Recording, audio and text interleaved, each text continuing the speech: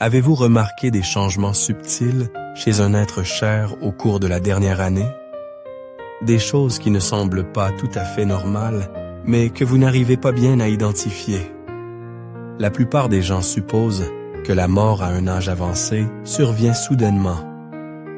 Mais la vérité est que le corps nous donne souvent des avertissements discrets, des mois, voire un an, avant que la vie n'atteigne sa phase finale.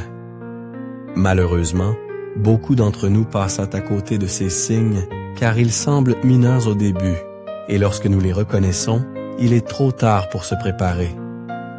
Dans cette vidéo, nous allons aborder 5 signes clés qui apparaissent souvent un an avant le décès d'une personne âgée. Des signes qui pourraient facilement être négligés ou considérés comme faisant simplement partie du vieillissement. Ces signes sont souvent subtils au début, mais les comprendre peut vous apporter la clarté émotionnelle et les outils pratiques pour profiter au maximum du temps qu'il vous reste avec votre être cher. Pourquoi cette vidéo est-elle essentielle pour vous? Et reconnaître ces signes tôt peut vous aider à fournir de meilleurs soins, à créer des souvenirs précieux et à faire en sorte que la dernière étape de la vie de votre proche soit remplie de confort, de dignité et de paix.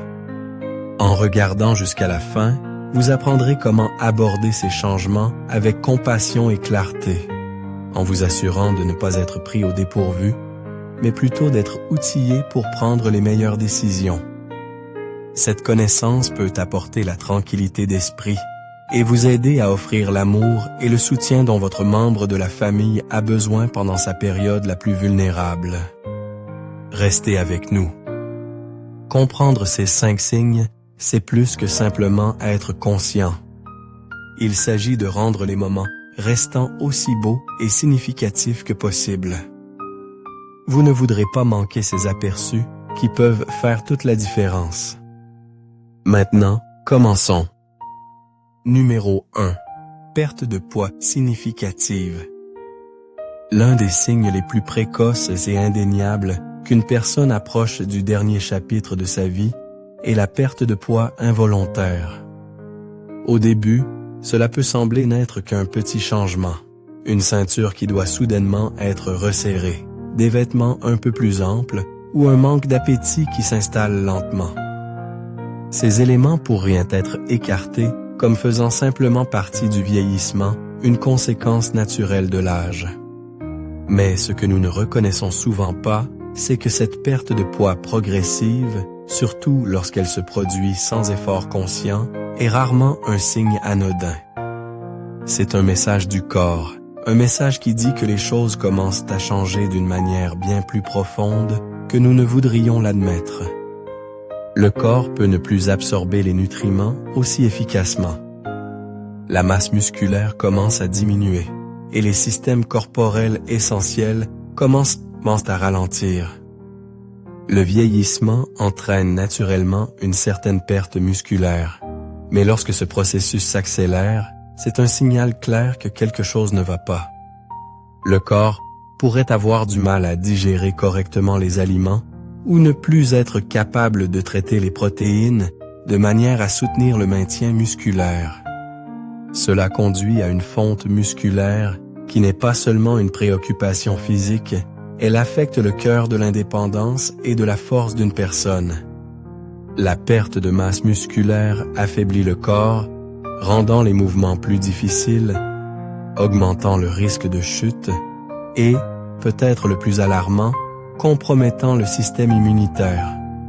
Un corps qui ne peut plus fonctionner comme avant devient plus vulnérable aux infections et aux maladies, rendant tout le système plus vulnérable.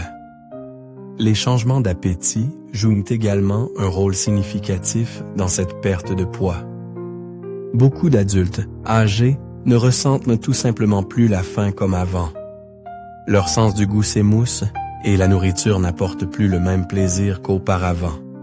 Les repas deviennent moins une question de nourriture et plus une obligation. Pour certains, cela se traduit par le fait de sauter des repas ou de manger de plus petites portions, parfois inconsciemment, parfois par manque d'intérêt.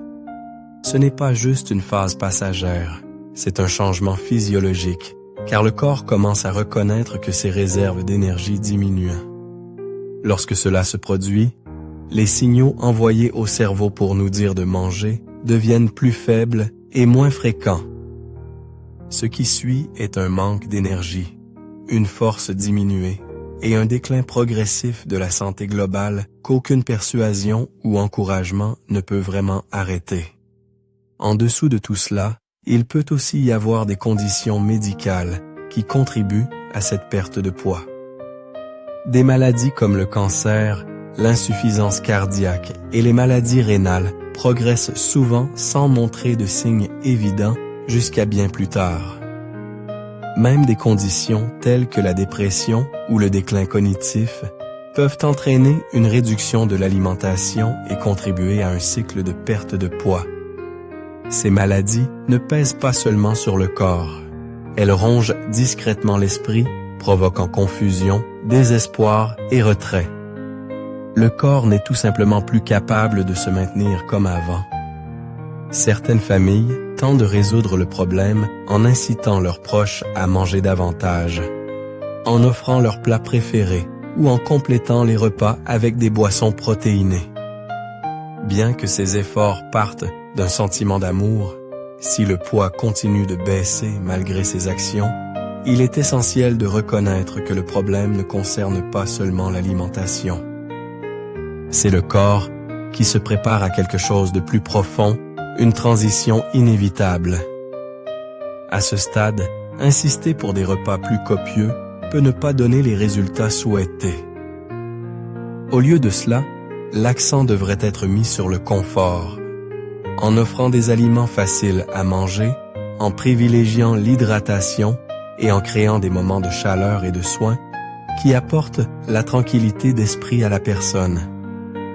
Si vous observez une perte de poids significative chez un proche âgé, surtout s'il mange moins, se sent plus faible ou a du mal à rester actif, il est temps de s'arrêter et d'écouter. Ce n'est pas seulement une question d'apparence, c'est le corps qui envoie un message profond. Comprendre ce message maintenant, avec empathie et compassion, peut vous aider à traverser le difficile voyage à venir. Cela vous permet d'apprécier et de chérir les moments heureux d'instant avec clarté, sachant que le temps que nous avons ensemble est précieux au-delà de toute mesure. Nous devons être présents et faire en sorte que chaque moment compte, non par peur, mais par amour et respect pour le chemin qui se déroule. Numéro 2. Fatigue extrême et faiblesse. L'un des signes les plus déchirants dans l'année précédant la fin de vie est une fatigue écrasante et implacable. Ce n'est pas le genre de fatigue qui peut être soulagé par une bonne nuit de sommeil.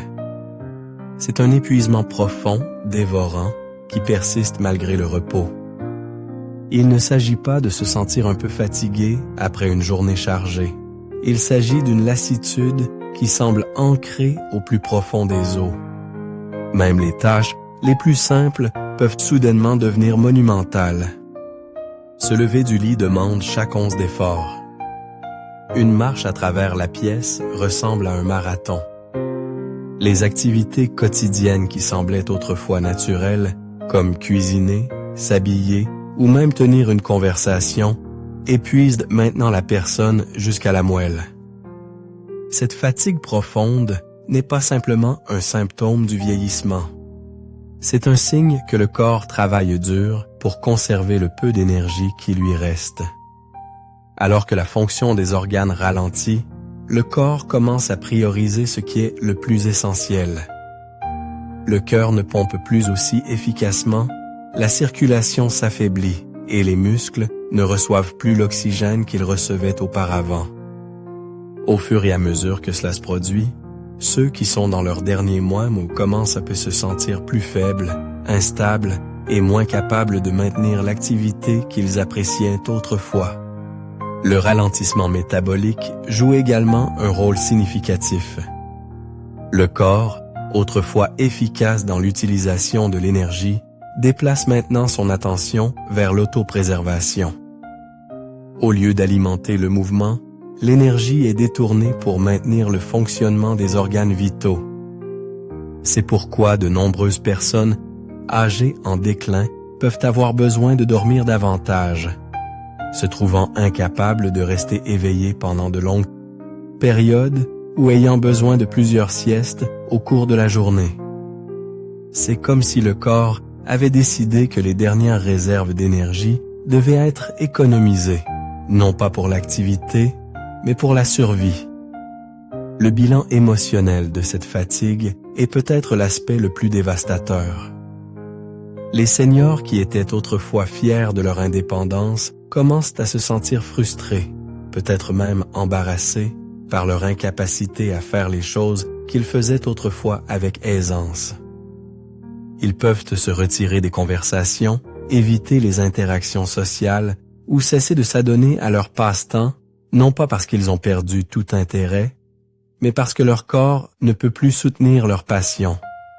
Ce retrait conduit souvent à l'isolement, et l'isolement, comme nous le savons, accélère le déclin. Regardez quelqu'un que vous aimez passer d'actif et engagé à retirer et épuisé et déchirant. En tant que membre de la famille, vous pouvez vous sentir impuissant, ne sachant pas comment aider ou comment combler le silence qui persiste maintenant dans la pièce. Il est facile de supposer qu'ils sont simplement paresseux ou qu'ils doivent se forcer. Mais la réalité est que les pousser ne les aidera pas. Le corps parle et il est trivial d'écouter. Ce qui est le plus important dans ces moments, c'est de reconnaître leurs limites, de leur laisser l'espace et le temps de se reposer, de trouver du réconfort dans l'immobilité. Aucune quantité d'activité ne changera le cours des événements. Concentrez-vous plutôt sur le fait de chérir les conversations qui peuvent encore avoir lieu, de créer des moments de calme et de paix. Il s'agit de rendre leurs derniers jours aussi confortables que possible, libérés de la pression de devoir faire quelque chose. En fin de compte, ce qui compte n'est pas ce qu'ils peuvent faire à l'hiver, mais comment ils se sentent, s'ils se sentent aimés, compris et soutenus. Lorsque tout le reste s'estompe, l'amour que nous donnons et les soins que nous prodiguons sont ce qui laisse la marque la plus profonde. Numéro 3. Confusion cognitive accrue ou retrait. Alors que nous approchons des dernières étapes de la vie, l'esprit subit des transformations vraiment déchirantes. C'est comme si la personne que vous connaissez depuis si longtemps, qui possédait autrefois une vivacité d'esprit engageante, commençait lentement à s'échapper. Ce n'est pas seulement de l'oubli, mais un effilochage progressif difficile à regarder et encore plus difficile à comprendre. La personne qui se souvenait autrefois de tout, des plus petits détails aux souvenirs les plus chers, peut maintenant avoir du mal à se rappeler des noms, des visages ou même des événements de la veille. Leurs pensées autrefois claires peuvent maintenant ressembler à un labyrinthe sans fin de confusion. Et ce n'est pas seulement un moment fugace d'oubli, c'est quelque chose de bien plus profond et émotionnel. Pour ceux qui assistent à ce changement chez un être cher, cela peut ressembler à un deuil silencieux. Imaginez regarder quelqu'un de si plein de vie et de savoir perdre sa capacité à se connecter aux choses mêmes qui le définissaient autrefois. Les conversations deviennent plus difficiles à suivre et leur présence dans des lieux familiers semble éclipsée par un sentiment croissant de désorientation. Ils peuvent-ils sembler inconscients de leur environnement ou se perdre dans des endroits qu'ils connaissaient autrefois comme leur poche. Alors qu'ils étaient autrefois vifs et engagés, ils peuvent maintenant se retirer, devenant plus silencieux, plus détachés. Et ce silence n'est pas dû à un manque d'intérêt, c'est parce que l'esprit n'est plus capable de traiter les émotions et les connexions comme il le faisait autrefois si facilement. Ce déclin cognitif subtil est un voyage émotionnel, tant pour la personne qui le vit que pour ses proches. Ce n'est pas simplement une phase d'oubli, c'est un signe que l'esprit se retire lentement alors que le corps se prépare à l'inévitable. Vous pouvez les voir se perdre dans des moments de lucidité, pour ensuite retomber dans la confusion tout aussi rapidement. C'est comme si leur esprit entrait et sortait du temps, les laissant, ainsi que nous, dans un état d'impuissance. Mais peut-être que la partie la plus dévastatrice de ce processus est le retrait émotionnel. C'est comme si la personne qui avait autrefois l'énergie d'illuminer une pièce se repliait maintenant sur elle-même, se retirant des interactions sociales qui lui apportaient autrefois de la joie. Ils peuvent rester assis en silence, regardant peut-être par la fenêtre, perdus dans leurs pensées, mais ce n'est pas un choix. Leur cerveau ne traite tout simplement plus l'engagement de la même manière. Le silence est le résultat de la lutte de leur esprit pour suivre, pas le reflet d'un manque d'amour ou d'attention pour leur famille. Les conversations deviennent fatigantes et écrasantes, les laissant souvent épuisés et agités. Les endroits familiers peuvent ne plus sembler sûrs. Les interactions sociales dont ils se nourrissaient autrefois peuvent maintenant leur sembler pesantes. Ce n'est plus la personne que vous connaissiez autrefois, et pourtant, c'est toujours elle. Sous la surface de la confusion et du retrait, il y a toujours la même personne, juste une personne dont l'esprit et les émotions ne peuvent plus suivre le rythme de son corps. Regarder quelqu'un que vous aimez s'éloigner mentalement peut ressembler à la perte la plus lente et la plus douloureuse. C'est comme si vous les perdiez petit à petit, mais ils sont toujours physiquement là, et cela rend la chose plus difficile à supporter. Le bilan émotionnel pour les membres de la famille et les proches qui assistent à cette transformation est immense. Ils peuvent totalement se sentir impuissants, frustrés et accablés de chagrin en regardant quelqu'un qu'ils aiment perdre le contact avec la réalité d'une manière qu'ils ne peuvent pas contrôler. La vérité est que ce n'est pas que votre proche ne veuille pas s'engager. C'est que son esprit et son corps ne coopèrent plus. Ils mènent une bataille difficile à comprendre. Dans ces moments, la meilleure chose à faire est de les rejoindre là où ils sont. Abordez-les avec gentillesse et patience. N'essayez pas de les forcer à reprendre une conversation qu'ils ne peuvent pas suivre ou d'attendre d'eux qu'ils répondent comme avant. Au lieu de cela, offrez du réconfort par votre présence. Parlez doucement, rassurez-les et sachez que même dans leur silence, ils peuvent encore sentir votre amour. Il est crucial de reconnaître les changements tôt et de comprendre qu'il s'agit du processus naturel du corps et de l'esprit se préparant à la transition finale. Chérissez les moments calmes et créez un environnement paisible et sûr. Et bien que leurs mots puissent s'estomper, votre présence parlera toujours beaucoup. L'amour que vous offrez dans ces dernières étapes, même sans mots, sera ressenti au plus profond de leur âme. Parce qu'en fin de compte, l'amour transcende la mémoire, et même lorsque la clarté cognitive s'estompe, votre amour sera la seule chose qui perdure. Numéro 4. Infection fréquente et guérison lente. Alors que le corps approche de sa phase finale, il devient plus vulnérable aux défis physiques les plus élémentaires, ceux qui, dans leurs jeunes années, auraient été facilement combattus. C'est comme si les défenses du corps, autrefois fortes et résilientes, commençaient à décliner. Vous remarquerez peut-être que quelqu'un qui n'attrapait jamais de rhume ou ne souffrait jamais d'infection mineure se bat maintenant constamment contre quelque chose, que ce soit une toux, une fièvre ou une simple blessure qui refuse de guérir. Et ce ne sont pas seulement des désagréments mineurs, ce sont des signes flagrants que le corps n'est plus capable de se battre comme avant. Pour les membres de la famille qui observent, cela peut être une expérience profondément frustrante. Vous vous demanderez peut-être, pourquoi ne guérissait-il pas comme avant? La réponse réside dans le ralentissement des systèmes corporels. Le système immunitaire, qui répondait autrefois rapidement et efficacement aux menaces, n'est plus capable de monter la même défense. Les infections répétées comme la pneumonie ou les infections des voies urinaires, deviennent plus fréquentes et les blessures, qui auraient guéri en quelques jours, prennent maintenant des semaines, voire plus longtemps. Il est déchirant de voir quelqu'un que vous aimez lutter avec quelque chose d'aussi simple qu'une plaie ou une ecchymose qui refuse de guérir, un rappel clair de la fragilité de la vie. Alors que la circulation sanguine ralentit et que la fonction des organes décline, même les traitements les plus simples deviennent moins efficaces. Les antibiotiques, qui faisaient autrefois des merveilles, peuvent sembler presque impuissants, laissant votre proche dans un cycle constant de traitement qui ne semble jamais apporter de soulagement.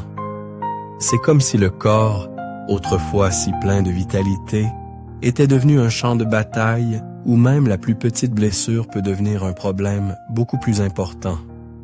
C'est un rappel cruel que le corps cède lentement, n'étant plus capable de se défendre comme il le pouvait autrefois.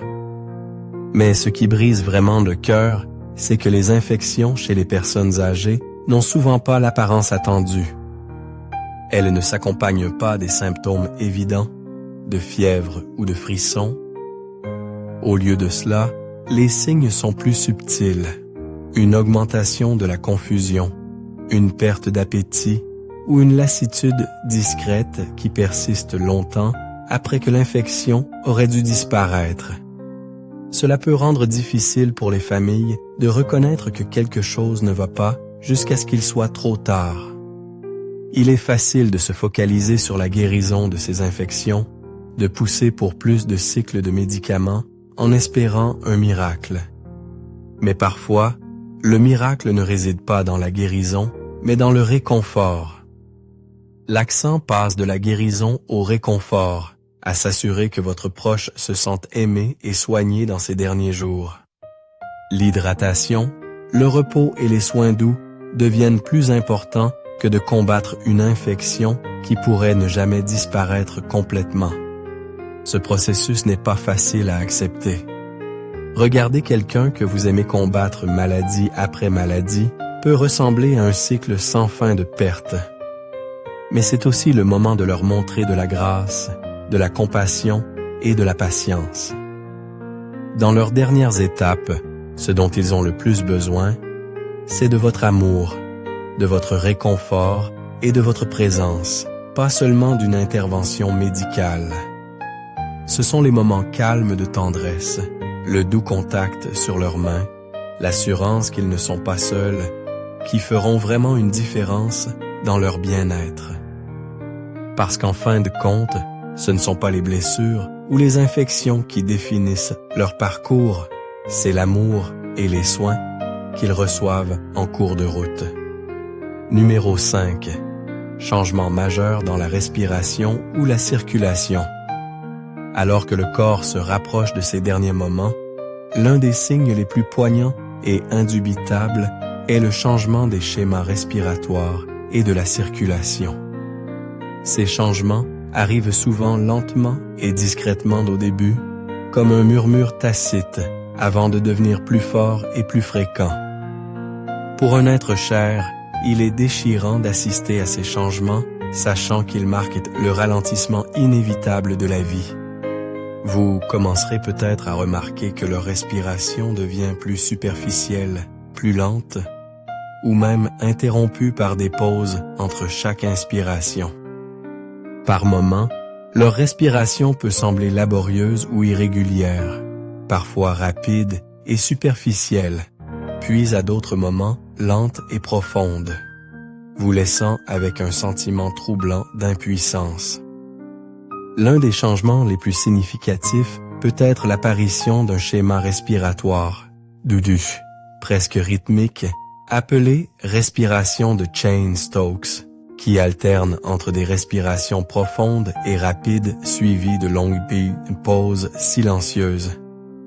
Bien que cela puisse sembler alarmant au début, c'est simplement une réponse naturelle du corps alors qu'il passe à une phase différente de la vie. Et bien que cela puisse commencer subtilement, avec le temps, cela devient plus prononcé. Vous vous retrouverez peut-être à regarder impuissant alors que ces cycles deviennent plus longs et plus fréquents. Il est difficile d'ignorer le poids émotionnel de chaque pause, de chaque respiration superficielle, comme si le corps se préparait au repos. Parallèlement au changement respiratoire, la circulation s'affaiblit également, laissant les extrémités froides et distantes. Les mains, les pieds et même le nez ou les oreilles les peuvent sembler glacés au toucher, comme si la chaleur de la vie s'estompait. La peau peut devenir pâle, presque fantomatique, ou prendre une teinte bleutée, en particulier autour des doigts et des orteils. C'est la manière du corps de prioriser le flux sanguin vers les organes vitaux, un signal clair que le cœur ne pompe plus comme avant. Pour les membres de la famille, il est difficile de regarder quelqu'un que vous aimez devenir distant d'une manière aussi physique. Mais il est important de se rappeler que ces signes font naturellement partie du processus, non pas quelque chose qui peut être inversé, mais quelque chose à accepter avec grâce. Même les mouvements les plus simples peuvent les laisser essouffler. Un petit changement de position, s'asseoir ou parler peut les faire lutter pour respirer. Il est déchirant de voir quelqu'un qui se déplaçait autrefois avec aisance et grâce se retrouver maintenant à allaiter ou à s'arrêter au milieu d'une phrase pour reprendre son souffle. Des tâches autrefois ordinaires comme traverser la pièce peuvent ressembler à des montagnes à gravir, et la frustration, mêlée à la résignation, est presque insupportable. C'est comme s'ils étaient retenus par une force qu'ils ne peuvent pas contrôler. Et vous, l'aidant, vous sentez impuissant à soulager ce poids. Dans certains cas, du liquide s'accumule dans les poumons, rendant chaque respiration plus difficile. Le son d'une toux persistante ou le gargouillement qui accompagne chaque respiration est un rappel terrifiant de la fragilité de la vie. Ce qui pourrait être considéré comme un simple rhume chez une personne plus jeune est souvent un signe d'affaiblissement des poumons chez les personnes âgées. Alors que le corps lutte pour respirer, rester allongé à plat peut devenir intolérable, et ils peuvent aller chercher du réconfort en s'asseyant, soutenus par des oreillers, ou en s'allongeant dans un fauteuil inclinable. Le simple fait de respirer, si souvent tenu pour acquis, devient un défi épuisant. Réflexion finale. Alors que nous arrivons à la fin de cette discussion, je vous encourage à réfléchir aux points que nous avons abordés. La perte de poids drastique, la fatigue écrasante, le déclin cognitif, les infections fréquentes et les changements dans la respiration et la circulation. Ce sont les 5 signes clés qui peuvent apparaître dans l'année précédant le décès d'une personne âgée. Ces changements peuvent survenir progressivement et ne pas être immédiatement perceptibles, mais lorsqu'ils se manifestent, ils sont indubitables. Il est facile d'ignorer les signes subtils au début, d'espérer qu'ils passeront, mais finalement, la vérité devient indéniable. Pour de nombreuses familles, ces changements sont difficiles à accepter. Il est tout à fait naturel de vouloir lutter contre eux, d'encourager un être cher à manger davantage, de le pousser à bouger plus, de s'accrocher à la vie de toutes ses forces. Mais la réalité est que, parfois, la meilleure chose que nous puissions faire est d'honorer ce que leur corps nous dit. Nous ne pouvons pas inverser l'inévitable, mais nous pouvons rendre leur temps restant aussi paisible, confortable et significatif que possible. Comprendre ces signes ne consiste pas à craindre la fin de vie. Il s'agit de s'y préparer. Reconnaître les changements tôt vous donne la chance de prendre des décisions éclairées, d'offrir les meilleurs soins et de veiller à ce que les derniers mois de votre proche soient remplis d'amour, de dignité et de paix. C'est le moment de chérir chaque instant, de partager des histoires et de leur faire savoir qu'ils sont précieux et aimés, qu'ils n'ont pas vécu en vain et qu'ils ne sont pas seuls. Alors que nous réfléchissons aux signes et aux changements qui surviennent dans les dernières étapes de la vie, Nous espérons que la discussion d'aujourd'hui vous a offert non seulement de la compréhension, mais aussi de la paix et de la clarté. Le voyage de la vie est rempli de moments d'amour, d'épreuves et, finalement, de l'acceptation profonde des rythmes naturels de la vie. Il est important de se rappeler que reconnaître ces changements chez nos proches nous permet de leur offrir réconfort, dignité et amour dans leurs derniers instants. Merci d'avoir été avec nous aujourd'hui et nous sommes impatients de poursuivre ce voyage ensemble.